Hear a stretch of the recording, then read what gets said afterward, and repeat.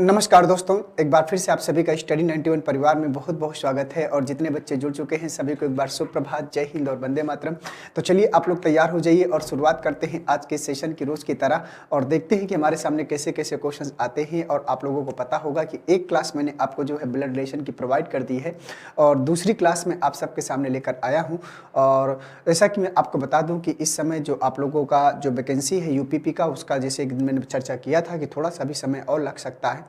लेकिन ये है कि आपको अपनी तैयारी को जो है बेहतर तरीके जैसे आप लोग लगे रहिएगा, क्योंकि जब वैकेंसी आनी है और आपको पेपर देना है और उसका जब इंतजार कर रहे हैं तो क्यों ना हम अपना काम करते चलें, ये सब आपको सोचना है। तो मैं ये नहीं कहता कि बहुत ज़्यादा आपको काम करना है, लेकिन फिर भी गिरी हालत में 24 आवर में आपको 5 से 6 घंटे अपनी किताबों के लिए निकालना होगा। और अगर जो लड़का इतना निकाल पाएगा ईमानदारी से, उसका जो है सिलेक्शन इस बार हो जाएगा। ठीक है, ये आपको ध्यान देना है। कंपटीशन कम नहीं रहेगा, कंपटीशन बढ़ता चला जा रहा है। कारण है कंपटीशन बढ़ने का कि वैकेंसी टाइम से ना आना, कम वैकेंसियों का आना, और लड़के जो हैं जो ऑलरेडी जो है शहरों में रहकर तैयारी कर रहे हैं, अपना समय दे रहे हैं, तो वो इतना अपने आप को बेहतर कर चुके होते हैं कि मेरिट अपने आप जो है टफ चली जाती है। और आप सब जानते हैं, तो इसका जो है इस प्रकार से चीज़ें, तो आपको अगर सिलेक्शन लेना है तो उस लेवल पर अपने आप को लेकर आना होगा। और अगर आप लोग जो है उस लेवल को टच नहीं कर पाओगे तो फिर बड़ा मुश्किल हो जाएगा। तो ये सब चीज़ें आपको ध्यान देना होगा। तो चलिए बढ़ते हैं आज के क्वेश्चन की तरफ। तो यहाँ पर दोस्तों आगे बढ़ने से पहले यहाँ देख सकते हैं कि हिंदी का 6.0 बैच, यूपी टेट का, सुपर टेट का, यूपी पुलिस का, पीसीएस का, नेट का फर्स्ट पेपर जो आप लोगों को स्टडी 91 के द्वारा प्रोवाइड किया गया है। तो आइए बढ़ते हैं सीधे क्वेश्चनों की तरफ। तो ये है क्वेश्चन नंबर पहला। तो क्वेश्चन नंबर पहला कह रहा है कि यह देखते हुए कि बी की माँ ए है, ए का बेटा सी है, ई का डी भाई है, तो बी की बेटी है, तो बताइए कि डी की दादी या नानी कौन है। तो देखते हैं कितने बच्चे कर पाते हैं। छोटा सा क्वेश्चन है और आसानी से इसको आप लोग कर सकते हैं। बी की बेटी ई है, बी की बेटी ई है, तो यहाँ पर एक चीज मिस है, तो बी की बेटी क्या है, ई है। ठीक है, ये आपका होगा। ई का डी भाई है, ई का डी क्या है, भाई है। तो बताइए कि डी की दादी या नानी कौन है, ये आपको बताना है। तो छोटा सा क्वेश्चन है, तो इसके डायग्राम को बनाइएगा। प्रश्न ने कहा कि बी की माँ ए है, तो बी की जो माँ है, तो बी की जो माँ है वो कौन है, ए है। तो बी की माँ कौन है, ए है, ये हो जाएगा। बी की माँ ए है, ए का बेटा सी है, तो अगर ए का बेटा सी है, ए का बेटा अगर सी है, तो ये क्या हो जाएगा, आपस में आपको पता है, तो ए का बेटा क्या हो जाएगा, सी। तो सी भाई हो जाएगा बी का, लेकिन बी का जेंडर अभी क्लियर यहाँ पर नहीं है। फिर आगे प्रश्न ने कहा कि ई का डी भाई है, तो ई का डी भाई है और बी की बेटी ई है, तो बी की जो बेटी है वो कौन है, ई है। ठीक है, बेटी है तो महिला होगी। और ई का डी भाई है, तो ई का डी क्या है, भाई है, तो पुरुष होगा। तो प्रश्न ने कहा कि बताइए डी की दादी या नानी कौन है। तो दादी या नानी यहाँ पर क्यों दिया है, क्योंकि बी का जेंडर क्लियर नहीं है। क्योंकि हमें इतना पता है कि ई और डी बी की संतान है, एक पुत्री है एक पुत्र है।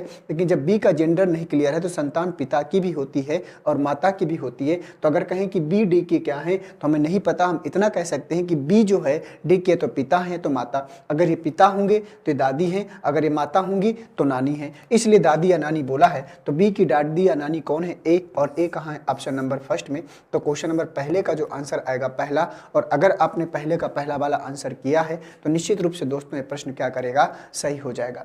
आइए बढ़ते हैं क्वेश्चन नंबर 1 के बाद क्वेश्चन नंबर 2 में। क्वेश्चन नंबर 2 कह रहा है कि ए बी का पिता है, ई ए का भाई है, डी ए का पिता है, यदि सी बी की बहन है तो ई का सी से क्या संबंध है।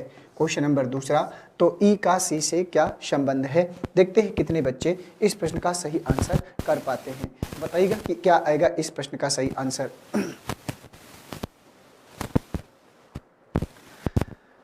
बोलिए जल्दी से बोलिए। क्वेश्चन नंबर दूसरे का प्रश्न कह रहा है कि ए बी का पिता है।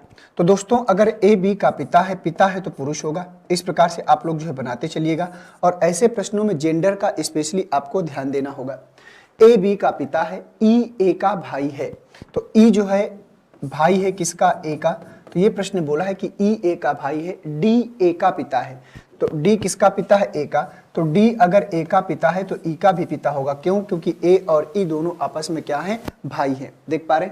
यदि सी बी की बहन है तो सी बहन है किसकी, बी की, ये हो जाएगा। लेकिन बी का जेंडर यहाँ क्लियर नहीं है तो ई का सी से क्या संबंध है, तो ई सी के क्या होंगे चाचा, क्योंकि सी के पिता है ए और पिता का भाई है ई और पिता के भाई होता है चाचा, तो ई सी का होगा चाचा और चाचा कहाँ जाएगा ऑप्शन नंबर तीसरे में। तो दूसरे का जो आंसर आएगा तीसरा, और जिन बच्चों ने दूसरे का तीसरा वाला आंसर किया है निश्चित रूप से उन बच्चों का यह प्रश्न क्या करेगा, सही हो जाएगा। तो उम्मीद करता हूं दोस्तों कि इस प्रकार के प्रश्न आप लोगों को अब परफेक्शन बढ़िया निकल कर आ गया होगा और एक एक करके आप लोग जो है अपनी तैयारी को बेहतर करते चलना। हर क्वेश्चन का जवाब आपको देना है, ये ध्यान देना है।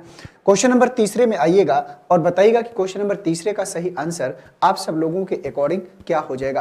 प्रश्न ने कहा है कि रूप ओमवीर का भाई है, मीना रूप की बहन है, राम हेमू का भाई है, हेमू ओमवीर की पुत्री है, श्याम मीना के पिता हैं, तो हेमू का श्याम से क्या रिश्ता है ये आपको बताना है। तो क्वेश्चन नंबर तीसरा यहाँ पर दोस्तों है, तो बताना है आपको हेमू का श्याम से क्या रिश्ता है।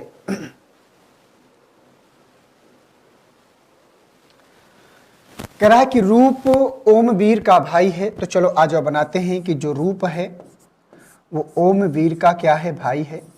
रूप ओमवीर का भाई है, मीना रूप की बहन है, तो जो मीना है वो रूप की क्या है, बहन है, ये हो जाएगा। राम हेमू का भाई है और हेमू ओमवीर की पुत्री है। राम हेमू का भाई है और हेमू ओमवीर की पुत्री है, तो जो हेमू है वो लड़की है, ये आपको ध्यान देना है, और हेमू ओमवीर की क्या है, पुत्री है। और राम हेमू का भाई है, तो जो राम होगा वो हेमू का भाई है, तो इसका मतलब ये हुआ कि ओमवीर का पुत्र हो जाएगा राम। तो श्याम मीना के पिता हैं, तो जो श्याम है वो मीना के क्या है, पिता है। अगर श्याम मीना के पिता हैं तो रूप के भी पिता होंगे और ओमवीर के भी पिता होंगे। तो हेमू का श्याम से क्या संबंध है, तो हेमू श्याम की क्या हो जाएगी यहाँ पर, तो हेमू का श्याम से क्या संबंध है, तो हेमू का श्याम से जो रिलेशन होगा, तो यहाँ पर आंसर में दिया ही नहीं है कि जो प्रश्न पूछ रहा था, तो यहाँ पर आंसर में दिया ही नहीं है।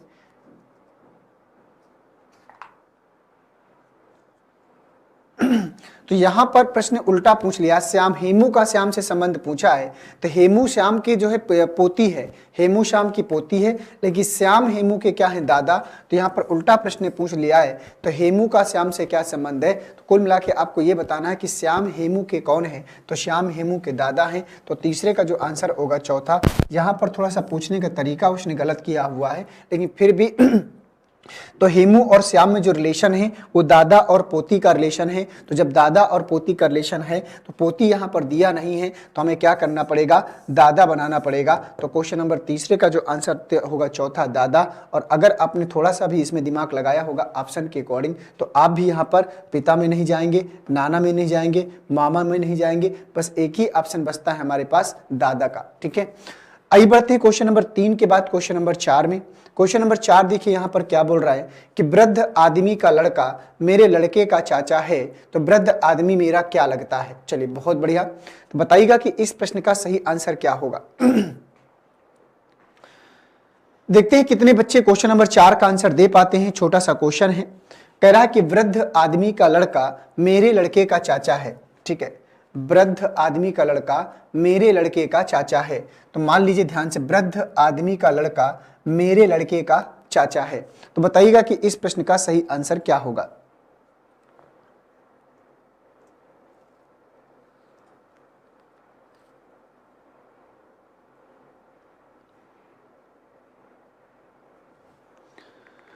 चलो पढ़ो भाई। प्रश्न क्या है कि वृद्ध आदमी का लड़का मेरे लड़के का चाचा है। तो कह रहा है कि जो वृद्ध आदमी है, ये जो वृद्ध आदमी का जो लड़का है, ठीक है, वृद्ध आदमी का जो लड़का है मेरे लड़के का चाचा है। मेरे मतलब मैं, मेरे लड़के का क्या है, चाचा है। ये क्या है, इसका चाचा है। अगर ये चाचा बनेगा तो ये लड़का और ये दोनों आपस में क्या हो गए, भाई। तो वृद्ध आदमी मेरा क्या लगता है, तो जो वृद्ध आदमी है इसका क्या लगेगा, पिता। इसका क्या लगेगा, पिता। और पिता का है ऑप्शन नंबर तीसरे में। तो चौथे का जो आंसर आएगा तीसरा, पिता। और जिन बच्चों ने पिता आंसर किया होगा उन बच्चों का यह प्रश्न सही होगा। देखिए कुछ प्रश्न छोटे, ऐसे छोटे प्रश्न आपको मिलते हैं जिनकी लैंग्वेज थोड़ा सा ज्यादा जो है टेढ़ी होती है, और कुछ बड़े प्रश्न मिलते हैं लेकिन लैंग्वेज सीधा सीधा होता है तो बनाने में समस्या नहीं होता। तो मेन होता है लैंग्वेज के प्रारूप को समझना। जो प्रश्न में जो भाषा होती है, अगर उसको हम जो है बढ़िया से समझ पाएं और डायग्राम को अपने सेंस ऑफ ह्यूमर से ड्रा कर पाए, बना पाए, तो मुझे नहीं लगता आपको जो है ब्लड रिलेशन में किसी भी प्रकार की कोई समस्या उत्पन्न होती हुई नजर आएगी। तो 4 के बाद चलते हैं क्वेश्चन नंबर 5 में। क्वेश्चन नंबर 5 कह रहा है कि आदित्य ने कहा वह लड़की मेरे माता के पोते की पत्नी है, तो बताएं कि आदित्य उस लड़की का रिश्ते में क्या लगता है। क्वेश्चन नंबर 5वां है, तो इसको बनाइएगा सभी लोग और बताइएगा कि क्या होगा। आदित्य उस लड़की का क्या लगेगा, पिता, दादा या फिर नाना, पति या फिर ससुर। देखते हैं कितने बच्चे कर पाते हैं। अब देखिए आदित्य ने कहा, आदित्य क्या कहता है, कहता है कि वह लड़की मेरे माता के पोते की पत्नी है। तो प्रश्न ने कहा, आदित्य ने कहा कि वह लड़की मेरे माता के, तो आदित्य की माता, आदित्य बोल रहा है आदित्य की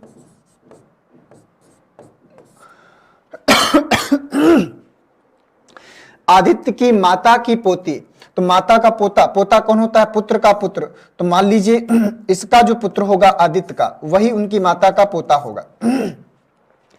मेरी माता के पोते की पत्नी है कौन, वो लड़की मेरे माता की पोते की पत्नी, अर्थात आदित्य के पुत्र की पत्नी, तो बहू हो जाएगी लड़की आदित्य की।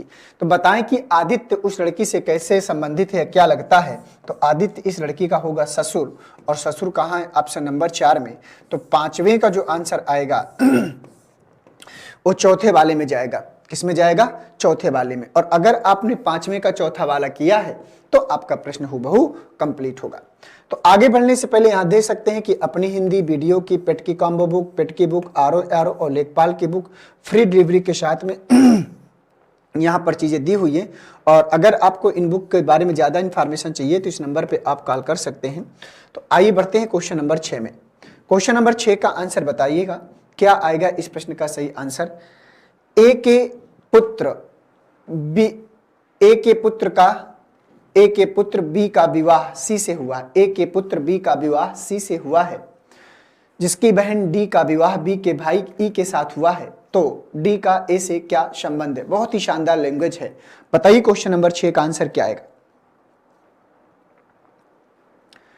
प्रश्न ने कहा कि ए के पुत्र बी का विवाह, तो मान लीजिए ए का जो पुत्र है वो कौन है, बी है। आप लोग बनाना शुरू करिएगा। ए के पुत्र बी का विवाह सी से हुआ है, तो इसका मतलब बी की पत्नी हो जाएगी सी और ए की बहू हो जाएगी सी। ए के पुत्र बी का विवाह सी से हुआ है, जिसकी बहन डी का विवाह बी के भाई ई के साथ हुआ। ठीक है, ये आपको ध्यान देना। अब प्रश्न ने कहा ए के पुत्र बी का विवाह सी से हुआ है, जिसकी बहन डी। ठीक है, उसने कहा कि जिसकी बहन डी, तो मान लो सी की जो बहन है, सी की जो बहन डी है, ध्यान से देखिएगा, सी की जो बहन डी है बी के भाई ई के साथ हुआ है, तो डी का जो विवाह हुआ है वो ई के साथ हुआ है, और ये किसका भाई है, ये बी का भाई है। तो मतलब बी और ई आपस में क्या है, भाई है। बी और ई आपस में भाई है। तो डी का ए से क्या संबंध है, तो डी का ए से क्या संबंध है, तो डी ए की क्या है, पुत्र वधू। और पुत्र वधू कहां जाएगी, ऑप्शन नंबर 2 में। ठीक है, क्योंकि बी और ई के पिता कौन है, ए, और पुत्र की पत्नी होती है पुत्र वधू, तो डी ए की क्या है, पुत्र वधू। देखो ए का जेंडर जरूर क्लियर नहीं है भाई, ये सास हो और चाहे ससुर हो, उसको तो पुत्र वधू ही बनना है। समझ में आ गई बात। इसलिए जब डी के बारे में पूछ रहा है तो कोई दिक्कत नहीं। अगर ए के बारे में पूछता तो हमारे दिमाग में क्वेश्चन आता कि सास या ससुर, दो में से फिर कोई एक आता। तो 6 का जो आंसर होगा वो सेकंड वाला जाएगा, और अगर आपने 6 का सेकंड वाला दिया है तो आपका आंसर सही होगा। 6 के बाद लेकर चलते हैं क्वेश्चन नंबर 7 में। ये आ गया क्वेश्चन नंबर 7। एक महिला को इंगित करते हुए एक पुरुष कहता है कि उसकी माता की मेरे पिता की माता है, उसकी माता की माता, ऐसे होना चाहिए था।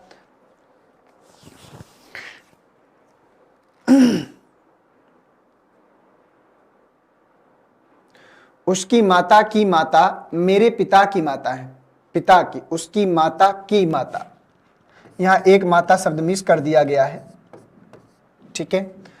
उसने कहा कि उसकी माता की माता मेरे पिता की माता है, तो उस पुरुष का महिला से क्या संबंध है। अब क्वेश्चन सही हुआ, अब आपको आंसर करके दिखाना है। एक महिला की ओर इंगित करते हुए एक पुरुष कहता है कि उसकी माता की माता, ठीक है, पुरुष कहता है कि उसकी माता की माता, अर्थात इस महिला की माता की जो माता है मेरे पिता की माता है, ठीक है, उस पुरुष के पिता की माता है, इस पुरुष के पिता की क्या है, माता है। तो इस महिला की माता की ये वाली जो माता है इस पुरुष के पिता की माता है, तो एक ही माँ की दो संतानें, तो ये आपस में क्या हो जाएंगी, भाई बहन। ये माता और ये पिता दोनों क्या है, भाई बहन।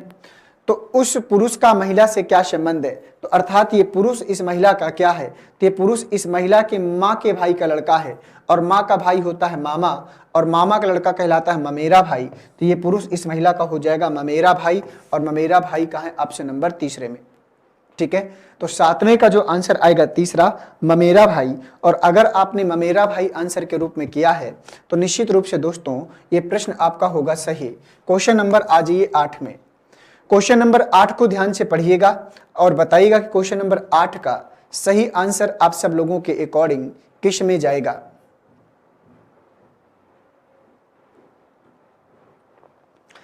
क्वेश्चन नंबर 8 बोल रहा है कि यदि P गुणे Q का तात्पर्य है P Q का भाई है, P डिवाइड Q का तात्पर्य है कि P Q का पुत्र है, तथा P माइनस Q का तात्पर्य है कि P Q की बहन है, तो निम्नलिखित में से कौन सा संबंध यह व्यक्त करता है कि Q P का मामा है, Q P का मामा है। यह है क्वेश्चन नंबर 8। अब आपको इसका रिलेशन बताना है, तो चलो बताइएगा क्या आएगा इस प्रश्न का सही आंसर। देखते हैं कितने बच्चे इसको सॉल्व कर पाते हैं, कोई दिक्कत नहीं। क्यू पी का मामा है, तो दोस्तों आपको बता दें कि अगर क्यू पी का मामा है, अगर क्यू को मामा बनना है तो क्यू को पुरुष होना पड़ेगा। ध्यान से समझिएगा, क्यू का पुरुष होना अनिवार्य है, ये बात मानते हो कि नहीं। और जिस भी ऑप्शन में क्यू पुरुष नहीं है वो ऑप्शन हमारा सही नहीं होगा। मैं आपको ये बता रहा हूं कि सारे ऑप्शनों में से आपको कैसे समय बचाना है, क्योंकि एक एक करके चेक करोगे तो आपको समय ज्यादा लगेगा। अब यहां पर आर डिवाइड क्यू, तो पी डिवाइड क्यू का मतलब है पी क्यू का पुत्र है। तो यहां पर जब P Q का पुत्र है तो R पुत्र है Q का, तो यहां से Q का जेंडर नहीं क्लियर होता, यहां से Q का जेंडर क्लियर नहीं होता, यहां से Q का जेंडर क्लियर नहीं होता। अब देखो यहां से देख लेते हैं माइनस का मतलब क्या है। अब माइनस का मतलब आप ध्यान से देखिएगा, P माइनस Q का तात्पर्य है कि P Q की बहन है, तो P Q की बहन है तो R बहन है Q की, तो यहां भी जेंडर नहीं क्लियर होगा, डिवाइड में तो जेंडर क्लियर हो ही नहीं रहा। अब इसका मतलब हुआ कि ऑप्शन नंबर चौथा आप चेक कर लीजिए, आपको आंसर मिलेगा, ठीक है।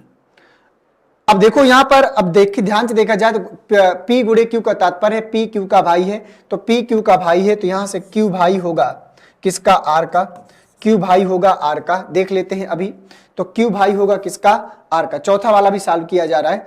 अब इसके बाद डिवाइड का मतलब क्या है कि P Q का तात्पर्य है कि P Q का पुत्र है, तो P Q का पुत्र है तो इसका मतलब ये हुआ कि डिवाइड का मतलब है कि P Q का पुत्र है, तो यहां पर देखें तो R पुत्र है P का, तो R पुत्र है किसका, P का।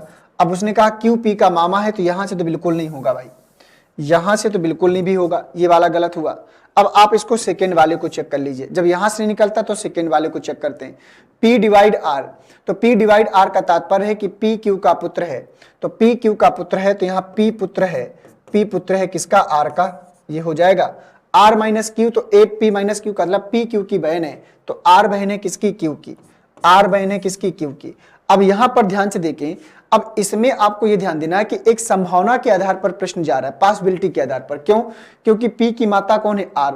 अब Q का तो यहां जेंडर नहीं क्लियर है, जब Q का जेंडर नहीं क्लियर है तो Q P की मौसी भी हो सकती है, मामा भी हो सकता है। और जब यहां से संभव नहीं है, यहां से संभव नहीं है, यहां से संभव नहीं है, तो फिर हमको पॉसिबिलिटी में जाना पड़ेगा। तो एक यही रास्ता बचता है कि यहां से जो मौसी या मामा में जाएगा तो Q P का फिर यहां से क्या बनेगा, मामा बनेगा। तो यहां पर इसका अब इस मामले में सेकेंड वाला सही होगा, ठीक है। वैसे अगर देखा जाए तो यहां से भी हम गारंटी के साथ नहीं कह सकते कि Q P का मामा है, इसलिए मैंने कहा था जब जेंडर ही नहीं क्लियर है, पुरुष है कि नहीं है, कोई गारंटी, लेकिन ऑप्शन ही यहां पर ऐसे रखे हुए हैं कि हमारी मजबूरी है कि हमको अब जो है सेकंड वाले को लेकर चलना पड़ेगा। हर प्रश्न में ऐसा नहीं होता, ठीक है।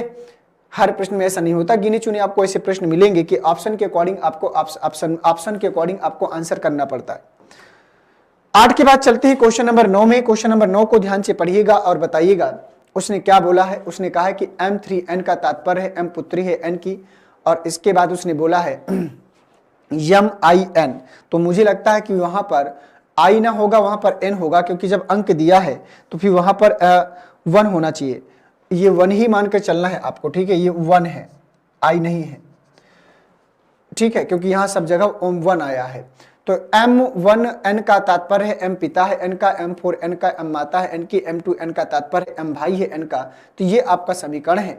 इसके डायग्राम को बनाएंगे तो कौन सा संबंध P का K के साथ इंगित करता है, अर्थात P का K के साथ संबंध बताना है। तो चलो पहले डायग्राम बना लेते हैं। 4 का मतलब आप ध्यान से देखिए, M4N का तात्पर्य है M माता है N की। तो M माता है N की, तो यहाँ पर P माता है, P माता है किसकी, Q की। ये डायग्राम बनाया। अब 1 का मतलब देखेंगे तो M पिता है N का, तो M पिता है N का, तो Q पिता है R का, तो Q पिता है किसका, R का। ये हमने बना लिया। अब यहाँ पर R2T, तो 2 का मतलब है कि M भाई है N का, तो M भाई है N का, तो R भाई है, R भाई है किसका, T का। ये हमने बना लिया। अब 3 का मतलब ध्यान से देखते हैं, तो 3 का मतलब कहाँ ये है, M3N का तात्पर्य है कि M पुत्री है N की, तो M पुत्री है N की, तो T पुत्री है किसकी, K की। तो T पुत्री है किसकी, K की। तो T तो यहाँ पर Q की भी पुत्री है, तो इसका मतलब है T पुत्री है K की, तो महिला होगी। ये दोनों आपस में दंपति हो जाएंगे, तो T Q की भी पुत्री हो जाएगी और K की भी पुत्री हो जाएगी, क्योंकि R के पिता Q थे और T के पिता Q हैं, तो इसकी भी पुत्री और इसकी भी पुत्री। तो कौन सा संबंध P का K के साथ दर्शाता है, तो P जो है K की क्या है आपको बताना है। तो P जो है उसके पति की माँ, और पति की माँ होती है सास। तो 9 का जो आंसर होगा वो सेकेंड वाले में जाएगा, सास आंसर आएगा। और जिन बच्चों ने 9 का सेकेंड वाला सास आंसर दिया होगा, भाई देखो P क्या है K की, तो भाई जो है P K के पति की माँ है, और पति की माँ होती है सासू माँ। तो K का जो P जो हो जाएंगी K की सास, और अगर पूछता कि K P की क्या है तो पुत्रवधू हो जाता, मतलब बहू। तो क्वेश्चन नंबर 9 का जो आंसर होगा वो सेकेंड वाले में जाएगा। और अगर आपने 9 का सेकेंड वाला किया है तो निश्चित रूप से दोस्तों प्रश्न सही होगा।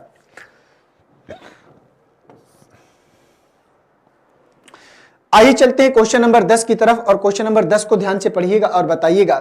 कह रहा है कि रीता की ओर इशारा करते हुए निखिल ने कहा, मैं उनकी माता के पुत्र का इकलौता पुत्र हूं। तो रीता का निखिल से क्या रिश्ता है, यह है क्वेश्चन नंबर 10। रीता का निखिल से क्या रिश्ता है ये आपको बताना है। बोलो भैया। तो रीता की ओर इशारा करते हुए निखिल ने कहा, निखिल क्या कहता है कि मैं उनकी माता के, किनकी माता की बात हो रही है, रीता की। निखिल कहता है कि मैं उनकी माता के पुत्र का, इनकी माता के पुत्र का। तो रीता की मां का जो पुत्र होगा वो रीता का भाई होगा। तो रीता की ओर इशारा करते हुए निखिल ने कहा कि मैं उनकी माता के पुत्र का इकलौता पुत्र हूं, अर्थात इसका पुत्र है निखिल, ठीक है, निखिल। तो निखिल के पिता हैं, पिता की बहन होती बुआ, तो रीता निखिल की बुआ है। तो रीता का निखिल से क्या संबंध है, तो रीता निखिल की बुआ, और बुआ कहाँ है, ऑप्शन नंबर सेकंड में। तो 10वें का जो आंसर होगा वो सेकंड वाले में जाएगा, 10वें का सेकंड वाले में जाएगा। 10 के बाद चलते हैं क्वेश्चन नंबर 11 में। आगे बढ़ने से पहले यहाँ पर आप लोगों के सामने कुछ इन्फॉर्मेशन है कि हिंदी का इंडिविजुअल बैच जो आप लोगों को प्रोवाइड किया गया है, अगर आप हिंदी के इंडिविजुअल बैच के साथ जुड़ना चाहते हैं तो जुड़ सकते हैं। क्वेश्चन नंबर 11 में आ जाइएगा और बताइएगा क्वेश्चन नंबर 11 का सही आंसर क्या होगा। क्वेश्चन नंबर 11 का कह रहा है कि बी का भाई है ए, डी का पिता है सी, बी की माता है ई, ए और डी भाई हैं, तो ई का सी से क्या रिश्ता है, ई का सी से क्या रिश्ता है।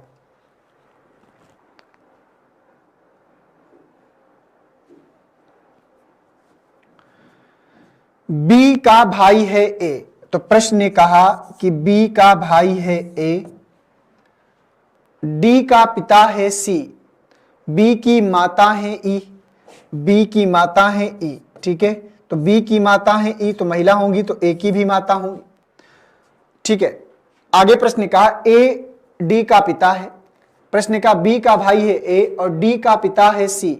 अभी डी तो यहां पर है नहीं, डी का पिता है सी, ए और डी भाई हैं, तो ए और डी क्या है, भाई है, ठीक है, बी की माता है ई, डी का पिता है सी, डी का पिता है सी, तो डी का पिता है सी, तो माता कौन है इन तीनों की, ई है, और पिता कौन है सी, तो पति पत्नी हो जाएंगे। तो कह रहा है ई का सी से क्या संबंध है, तो ई जो है सी की क्या हो जाएगी, पत्नी, और पत्नी कहाँ है, ऑप्शन नंबर 4 में। तो 11 का जो आंसर आएगा 4 पत्नी आएगा, 11 का क्या आएगा, 4 पत्नी। ठीक है, कोई दिक्कत वाली बात नहीं है। 11 के बाद चलते हैं क्वेश्चन नंबर 12 में। क्वेश्चन नंबर 12 को आपको पढ़ना है और बताना है कि 12 का सही आंसर क्या हो जाएगा। क्वेश्चन नंबर 12 कह रहा है कि सुरेश की बहन राम की पत्नी है, राम रानी का भाई है, राम के पिता मधुर है, शीतल राम की दादी है, रीमा शीतल की पुत्र वधू है, रोहित रीना रानी के भाई का पुत्र है। और फिर कह रहा है कि रोहित सुरेश का क्या लगता है, बताओ भैया, रोहित सुरेश का क्या लगता है।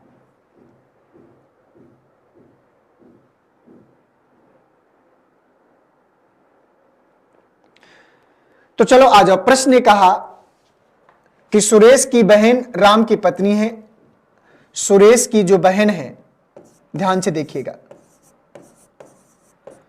सुरेश की जो बहन है, इसने नाम तो नहीं बताया बहन का, तो हम बहन शब्द लिख लेंगे। सुरेश की बहन राम की पत्नी है, ये किसकी पत्नी है, राम की पत्नी है, राम रानी का भाई है, तो राम जो है वो किसका भाई है, रानी का भाई है। राम के पिता मधुर हैं, तो राम के जो पिता हैं वो उनका नाम क्या है, मधुर। तो अगर राम के पिता है मधुर तो रानी के भी पिता होंगे। शीतल राम की दादी है, तो शीतल राम की दादी है, तो इसका मतलब जो शीतल है, ध्यान से देखिएगा, जो शीतल है वो मधुर की माता होंगी, तभी राम की दादी बनेगी। ठीक है, शीतल राम की दादी है। रीमा शीतल की पुत्र वधू है, तो जो रीमा है वो शीतल के पुत्र वधू है, तो इसका मतलब ये हुआ कि रीमा मधुर की क्या हो जाएगी, पत्नी, और राम और रानी की माँ। ठीक है, रीमा शीतल की पुत्र वधू। रोहित रानी के भाई का पुत्र है, तो रोहित जो है रानी के भाई का पुत्र है, तो इसका मतलब रोहित राम का पुत्र हो जाएगा, ये हो जाएगा, रोहित राम का पुत्र है। तो रोहित सुरेश का क्या लगता है, तो रोहित सुरेश का क्या लगता है ये आपको बताना है, तो आपको ध्यान देना है। तो रोहित जो है राम का पुत्र है, तो इसका भी पुत्र होगा सुरेश की बहन का, तो ये इसकी माता है, और माता का भाई कौन है, सुरेश। तो रोहित राम सुरेश का क्या होगा, ये सुरेश मामा है किसका, रोहित का। अगर ये मामा है तो रोहित क्या हो जाएगा, भांजा, और भांजा कहाँ है, ऑप्शन नंबर 4 में। तो 12 का जो आंसर होगा वो चौथा जाएगा, 12 का जो आंसर होगा वो चौथा जाएगा। और अगर आपने 12 का चौथा वाला किया है तो दोस्तों ये आपका प्रश्न सही है। क्लियर। चलिए अगला क्वेश्चन बताइएगा। अगला क्वेश्चन आपको बताना है क्या आएगा, क्वेश्चन नंबर 13। क्वेश्चन नंबर 13 को पढ़िएगा और बताइएगा क्या बोल रहा है। क्वेश्चन नंबर 13 कह रहा है कि एक लड़के का परिचय देते हुए एक औरत ने कहा, अब एक औरत कहती है कि इसके मामा का मामा तथा मेरे मामा परस्पर भाई हैं, उस महिला का लड़के से क्या संबंध है। बहुत ही शानदार क्वेश्चन, चैलेंजिंग क्वेश्चन है। जल्दी से कमेंट में बताइए कि इसका आंसर क्या होगा। देखते हैं कितने बच्चे इसका सही जवाब कर पाते हैं। एक लड़के का परिचय देते हुए एक औरत ने कहा, इसके मामा का मामा, किसके मामा का मामा, इस लड़के के मामा का मामा। मामा कौन होता है, मान लो इस लड़के की कोई मां होंगी और मां का जो भाई होगा, मां का जो भाई होगा इस लड़के का मामा होगा, इस लड़के के मामा का मामा। तो इस लड़के के जो मामा का मामा है, ये मामा, ये इसके मामा है तो इसके भी मामा है।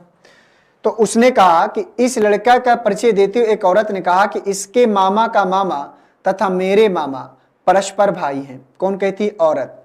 औरत कहती है कि मेरे मामा परस्पर क्या हैं, भाई हैं।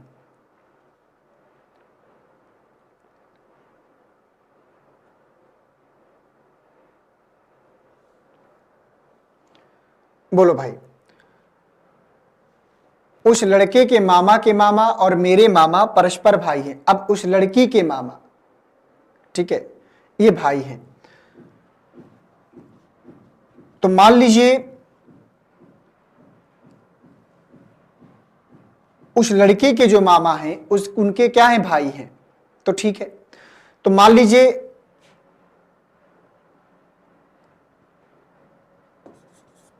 ये लड़की है और ये लड़की की मां है, और ये माँ का भाई होगा मामा, तो ये बना मामा। ठीक है, ये दोनों क्या है, परस्पर भाई है। उसने कहा कि एक लड़के का परिचय देते औरत ने कहा और कहा कि इसके मामा का मामा तथा मेरे मामा परस्पर भाई हैं। तो मान लीजिए इसका कोई भाई होगा, इस लड़की का कोई भाई होगा और ये इसका क्या होगा, मामा होगा। ठीक है, मतलब ये और ये तीनों भाई बहन है। तो कह रहा है कि उस महिला का लड़के से क्या संबंध है। तो उस महिला का, ये जो महिला इस लड़के की क्या होगी आपको बताना है। तो बताइएगा कि ये जो लड़की है, ये जो महिला है, इस लड़के की क्या लगेगी, ये आपको बताना है। तो बताइएगा कि इसका आंसर क्या होगा। उस महिला का लड़के से क्या संबंध है, उस महिला का लड़के से क्या संबंध है, बताओ भैया। तो ये महिला की अगर बात करें तो दोस्तों अगर ध्यान से देखा जाए तो ये जो लड़की है ये इसके मामा है। तो यहां से लड़की अगर ध्यान से देखा जाए तो लड़की यहां से मौसी भी हो सकती है और मौसी भी हो सकती है और माँ भी, क्योंकि यही लड़की ये माँ हो सकती है। तो माँ या मौसी आंसर में आएगा। तो मौसी आंसर में दिया नहीं तो माँ आंसर में सही हो जाएगा, है ना, क्योंकि माँ और मौसी की दो डायग्राम यहाँ संभव थे। तो माँ ऑप्शन में दिया, मौसी ऑप्शन में दिया नहीं तो माँ सही होगा। आइए बढ़ते हैं आगे। तो आगे बढ़ने से पहले दोस्तों यहाँ देख सकते हैं कि नितिन सर के द्वारा जो हैंड रिटन बुक्स आप लोगों को प्रोवाइड किए गए हैं उसमें कुछ डिटेल और इन्फॉर्मेशन थी। यहाँ पर इतिहास के तीनों पार्ट हैं, साइंस के तीनों पार्ट हैं और इसके बाद फिजिक्स, केमिस्ट्री और बायोलॉजी, और इसके बाद यहाँ पर इंडियन ज्योग्राफी, भारतीय राज्य व्यवस्था और सामान्य हिंदी का भी पार्ट यहाँ पर अवेलेबल कराया गया है। तो दोस्तों ये जो श्रृंखला थी आज की हमारी यहीं समाप्त होती है और इसको हमने बढ़िया से शानदार तरीके से सॉल्व करने का प्रयास किया है। तो बहुत बहुत धन्यवाद आप सभी को। मिलते हैं आप सभी से दोपहर की क्लास में और वहाँ पर मैं आज की क्लास में आप लोगों से रूबरू हूँगा। तो 12 बजे वाली क्लास में आना मत भूलिएगा और वहाँ पर प्रैक्टिस करेंगे और थोड़ा सा आप लोगों से कन्वर्सेशन करते हुए आगे बढ़ेंगे। थैंक यू सभी को। नमस्कार, जय हिंद, वंदे मातरम।